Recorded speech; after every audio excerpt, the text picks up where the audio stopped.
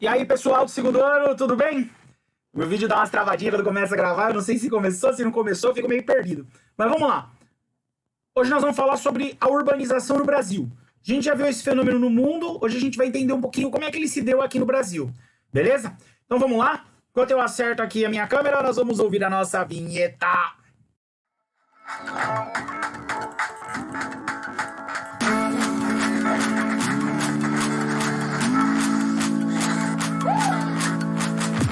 Isso aí, galera. Vamos à parte que nos interessa, então. Vamos ver um pouquinho aí da origem das cidades brasileiras. Galera, o processo de urbanização brasileira ele é um pouquinho diferente de outros lugares do mundo. Primeiro que as primeiras vilas já começaram a surgir no Brasil lá em 32, tá? E o Brasil começou mesmo com as vilas. Então foi assim, os portugueses chegaram aqui em 1500, tá? Quando eles chegaram aqui, eles não gostaram muito do que viram. Não acharam ouro, os índios aqui não eram tão evoluídos, eles largaram a terra e deixaram a terra aqui.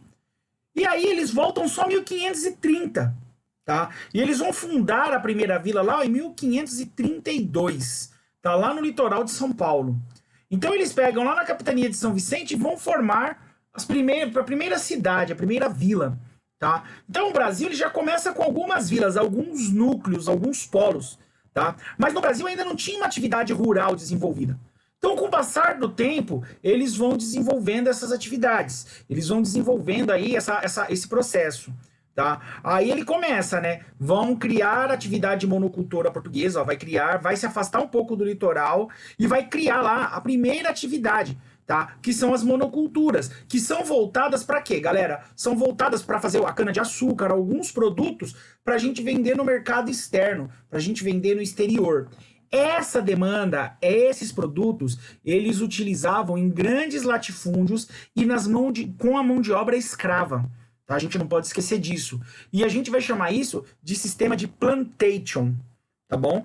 Então, é assim que começa aí a história, um pouquinho da história do Brasil. Então já tem lá, ó, 1532 a primeira vila de São Vicente, começa a surgir algumas coisas, alguns núcleos, né, alguns polos, tá, algumas fazendas monocultoras, mas a primeira vilinha já estava criada lá. Tem até um mapinha da primeira vila, tá, que mostra aqui, né, a parte ali de São Vicente, Santos, tá, teria começado aí. Olha o mapa como era. O que eu achei mais legal aqui é a parte de São Paulo, lá no alto do morro, ó, já tinha São Paulo lá em cima. Esse mapa é datado, gente, de 1631, tá? Então já tinha aí algumas coisas aí, mas o mapa tá muito mal definido, ainda muito mal desenhado, né? Não tem uma estrutura muito bacana desse mapa, tá? E aí ele começa a falar um pouco, nós vamos ter um pouquinho de aula de história, né? Que os portugueses eles precisam também organizar um pouco do território para poder levar os produtos para fora do país, para poder exportar esses produtos, ele começa a construir alguns portos.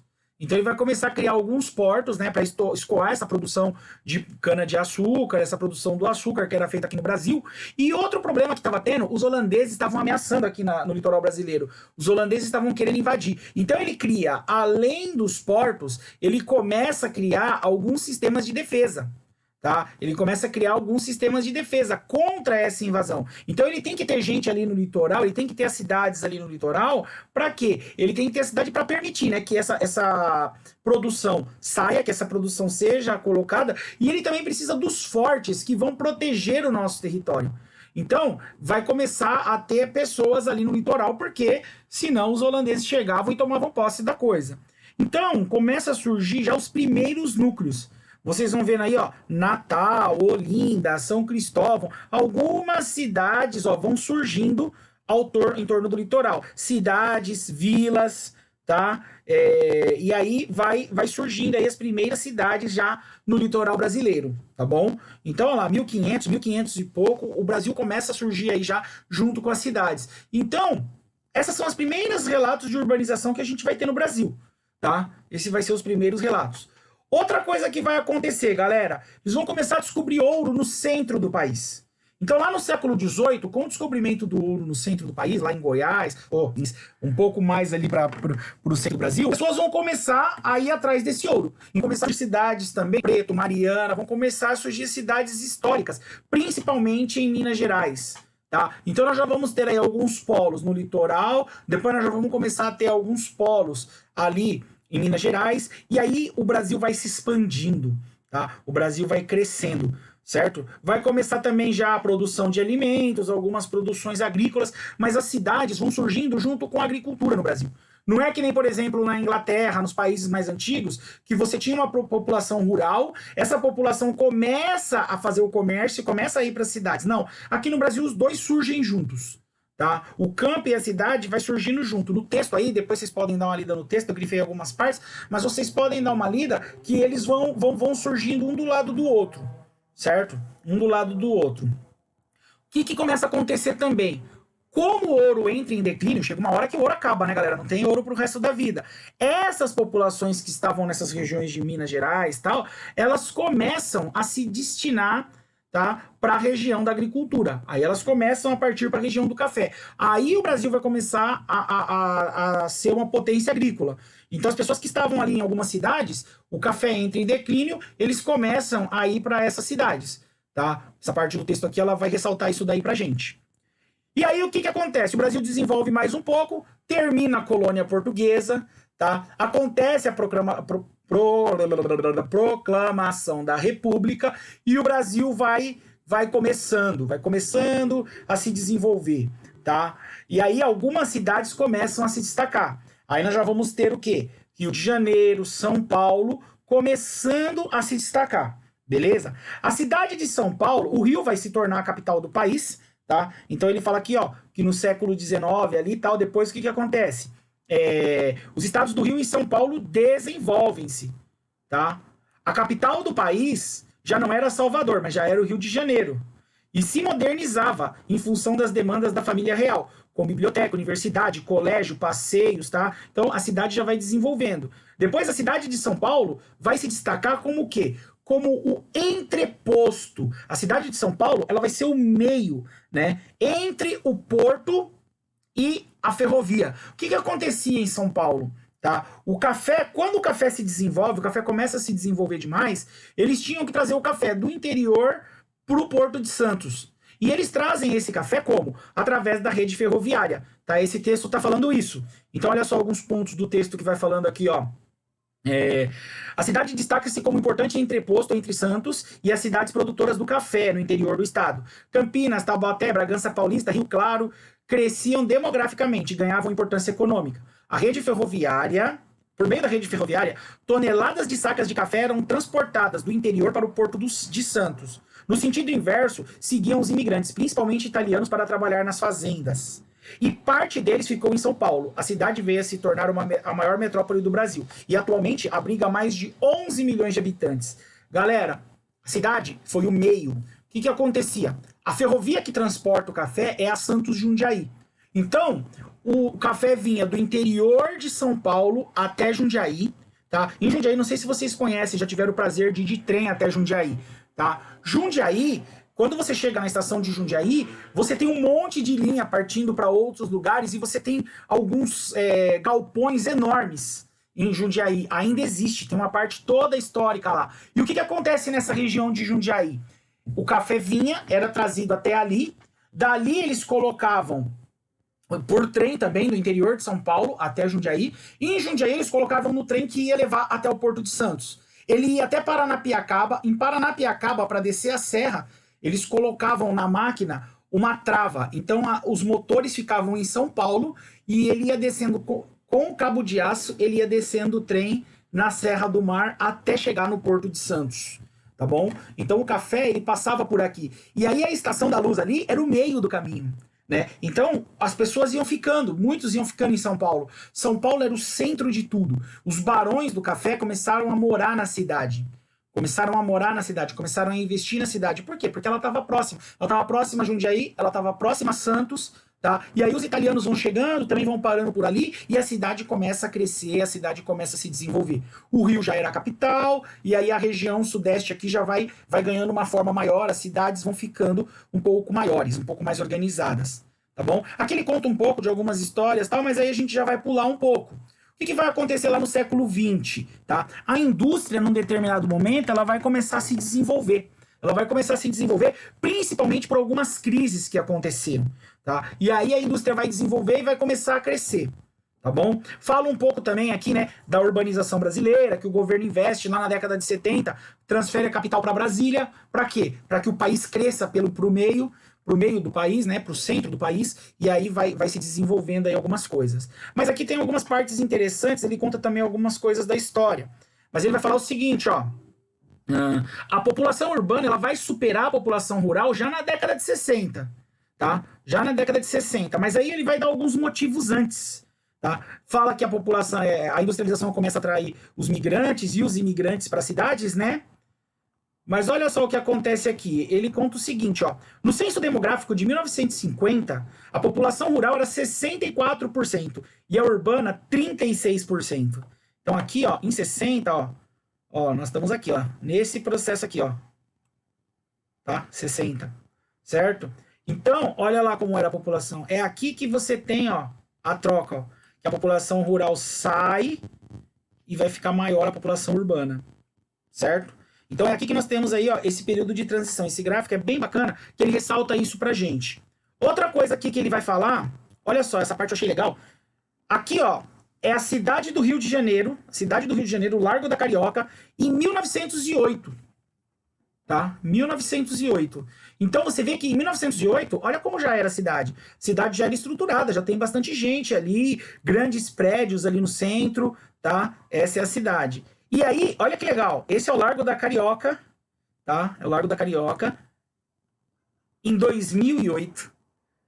Tá? Você vê que os prédios já foram totalmente substituídos, trocados, né? Aqueles prédios antigos, só sobrou ali o centrinho mesmo. Mas o largo já está totalmente diferente, totalmente modificado, né? A estrutura da cidade, ela já se modificou, ela urbanizou, né? Tá bem diferente, tá? Aí o texto vai falar o seguinte, nessa parte aqui ele fala uma parte histórica. Ele vai mostrar alguns pontos que fizeram com que as cidades se desenvolvessem no Brasil. Então ele já fala o primeiro ponto foi a Primeira Guerra Mundial. Tá? Então, o avanço industrial no Brasil já começou porque, assim, os efeitos da Primeira Guerra já foram ruins. Porque o Brasil, ele comprava muito produto dos ingleses. Quando os ingleses entram em guerra, tá? Quando acontece a Primeira Guerra Mundial de 14 a 18, começam a faltar produtos no Brasil. Então, o governo brasileiro decide o seguinte, não, vamos fabricar os produtos aqui, tá? Então, ele começa a criar o produto aqui. Olha só o que o texto vai falar, ó. Substitui as importações. Por quê? Porque não dava para trazer. Esses caras entram em guerra e eu fico sem produto. Então, ele começa a substituir as importações. Ele começa a desenvolver a indústria no Brasil. Então, ele vai dar o impulso, né, o começo da indústria no Brasil. Um outro fator, ele vai falar que foi a crise de 29. O que aconteceu com a crise de 29? A crise de 29, gente, ela foi um problema nos Estados Unidos. Tá? Os produtores industriais de lá quebraram, faliram a bolsa, mas os efeitos foi sentido no Brasil. Então, por exemplo, os produtores de café na época tiveram que queimar as sacas de café porque tinha tanto café no mercado, porque o mundo parou de comprar café. Os caras estavam sem dinheiro, parou de comprar café, o Brasil teve que queimar café e entrou em crise. Então, os cafeicultores brasileiros perceberam o seguinte, que o café também não estava mais dando dinheiro. Então, os caras pegaram e falaram, bom, se o café não está dando dinheiro, vamos investir numa nova coisa. Foram investir no quê? Na indústria. E aí o governo brasileiro, tá, em 30, já depois de 29 vem o governo 30, e o governo fala, não, vamos fazer o seguinte, vamos criar uma nova república. E nessa nova república, nós vamos fazer o crescimento da indústria, tá? Vamos criar aí um mercado consumidor interno, vamos abastecer, a nossa própria indústria vai nos abastecer. Tá? E começa-se, então, a partir ali de 30 a 45, é o momento que o Brasil começa a investir na construção de uma infraestrutura. Ele começa a criar estrutura para que as empresas possam chegar, porque o Brasil até então não tinha também estrutura. Não tinha uma rede de esgoto, não tinha água, não tinha energia. Não tinha uma companhia, por exemplo, que criasse o ferro. É aí que vai começar a criar a Companhia Siderúrgica Nacional, a Petrobras, vai buscar petróleo, vai buscar energia elétrica, vai construir as usinas hidrelétricas, vai construir estradas. O Brasil vai começar a crescer a partir daí. Daí que o Brasil começa a tentar se desenvolver. Tá? Então, olha só o que o texto fala, ó. A infraestrutura com rodovias, portos, ferrovias. Também colaborou decisivamente para a industrialização, como consequência que a urbanização avançasse. No entanto, até o término do Estado Novo em 45, a hegemonia de São Paulo no processo de industrialização e urbanização já estava estabelecida. A partir dos anos de 1950, principalmente com a ascensão de Juscelino Kubitschek, tá? O poder, e é o poder que se e ao poder e o estabelecimento de seu plano de metas, o Brasil conheceu uma verdadeira inflexibilização na fase industrial. O que o Brasil começa a fazer, gente? Ele começa a investir na indústria. Aí o Brasil vai investir pesado mesmo. O plano de metas do Juscelino era esse. Ele falava que o Brasil ia crescer 50 anos em 5. Tá? E aí o que ele começa a fazer? Olha só. Abriu-se para o mercado estrangeiro, dando incentivo às entradas das montadoras de automóveis e caminhões e as fábricas de eletrodoméstico, produtos químicos, farmacêuticos, garantindo infraestrutura para a instalação e o desenvolvimento dessas atividades. É aí que começa a chegar as primeiras empresas poderosas mesmo, né, as empresas que vão produzir os carros, vão produzir os caminhões, vão investir no mercado, e o Brasil começa a crescer através desse plano de metas do Juscelino, tá bom? Do nosso presidente Juscelino Kubitschek. Galerinha, outra coisa que o texto fala importante para nós, ele fala assim, atração e repulsão populacional. Gente, vocês lembram dos fatores atrativos e repulsivos? Fatores repulsivos é aquele fator que é ruim no local. É aquele fator que faz as pessoas saírem do local. Fome, miséria, guerra, moradia ruim, esgoto ruim, saneamento básico ruim. Se o cara tá desemprego, se o cara tá com uma vida ruim, isso a gente vai chamar de fator repulsivo. E os fatores atrativos são aqueles que atraem. Para que você tenha uma movimentação populacional, você tem que ter esses dois fatores. A pessoa tem que estar insatisfeita onde ela está e tem que ter um lugar melhor. Então você fala assim, meu, você tá aí, tá na dificuldade, tá passando fome, por que você não vai para São Paulo? Lá tem emprego. Opa, São Paulo tem emprego? Então as pessoas, elas mudam de lugar em torno de uma vida melhor, tá? Pessoa que não quer trabalhar mais no campo, que quer buscar uma nova forma de vida. Tudo isso são fatores. Os fatores repulsivos que expelem as pessoas, que tiram, e os fatores atrativos que atraem as pessoas. Tá bom? Então esse texto ele trata um pouco disso, tá? Vai falar um pouquinho aqui dos trabalhadores, das novas indústrias. Então, essas novas indústrias que vão chegar em São Paulo, que vão buscar, ela vai trazer as pessoas. E o que acontece? Como você tinha uma industrialização no campo, como as indústrias já estavam chegando, os primeiros tratores estavam chegando no campo, a situação já estava ficando complicada no campo, você começa a ter as pessoas querendo sair de lá. Por quê? Porque não tinha emprego. O meu pai e a minha mãe, eles saem do Paraná em 79. Por que eles decidem sair do Paraná? Porque eram jovens, estavam recém-casados e para eles só tinha uma coisa. Ou você trabalha na roça, tá? E mesmo assim, épocas do ano você ficava parado, ou você vai em busca de uma nova vida. E aí começa, né? Olha, São Paulo tá bom. Olha, São Paulo tem emprego. São Paulo... E eles pegam e vêm viver em São Paulo. Por quê? Porque ele tem o fator ruim no Paraná e ele tem um novo fator em São Paulo, tá? Então, essa é uma grande questão aqui. Mas quando eles chegam nas cidades também, galera, a vida aqui também não é uma maravilha. Os problemas sociais também estão estabelecidos na cidade. A cidade também vai ter uma série de problemas, tá? Então ele vai falar aqui, ó, ele fala algumas coisas, ó. Começa a crescer as periferias, tá? Então, vai criando, começa a surgir alguns problemas, tá? Fala dos problemas de habitação nos bairros. Esse texto vai falando de vários problemas. Pessoas que começam a construir nas encostas do morro, que vão construir nas favelas, problema de poluição dos córregos, dos rios e das represas, violência urbana, tá? Tudo isso vai gerar o que a gente vai chamar de microcefalia urbana. Microcefalia é um problema, uma ruptura, um problema, uma quebra. Tá? Então você vai ter aí os primeiros problemas urbanos que começam a aparecer. Beleza?